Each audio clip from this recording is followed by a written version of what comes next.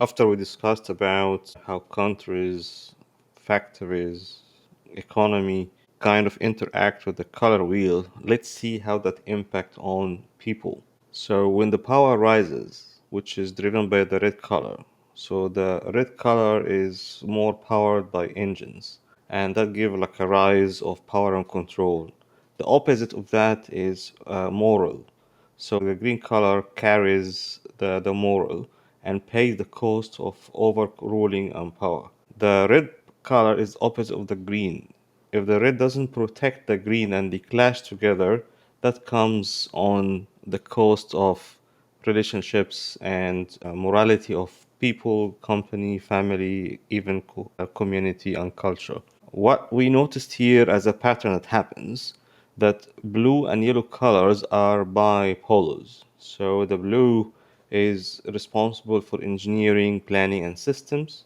So that serves the red if they rises and serve the green if they rises. And then the yellow is about shaping influence and entertaining whoever rules.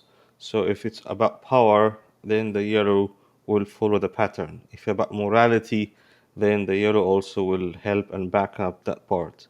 Become like kind of a corporate and economy impact that these two conflict between power and morality will be always the dynamics that it controls any relationship, whether it's marriage or corporate living or governmental entities and shape cultures. That happens across all eras, and the industrial shift to welfare will be always a proof that morality could take over. Some countries, for example, like it's in Canada, it's a human centric, so they're trying to make sure that everything serves humans. If you go in America, is more capitalism and driven by economy driver. So the humans doesn't have that attention like it was before, back in 60s and 50s. So with all these shifts happening across different countries in the same time in the same era, that creates a global contrast and contradictions. So with the new technology and AI, it's still now bipolar, but it has to serve a purpose.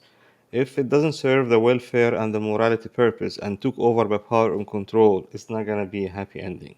So the target now in the corporate living, we have to make sure that kindness is a coin.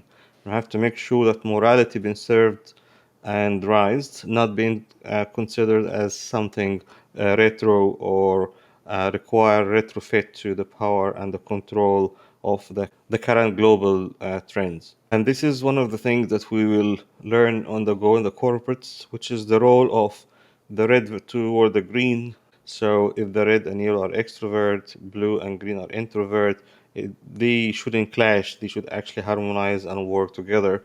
And that will be proving through the upcoming chapters. So we believe that the growth happens in companies or nations when power serves purpose, not agendas. And we became sustainable and innovative, not consumers. And when we seek clarity and transparency, not guarded and hiding agendas.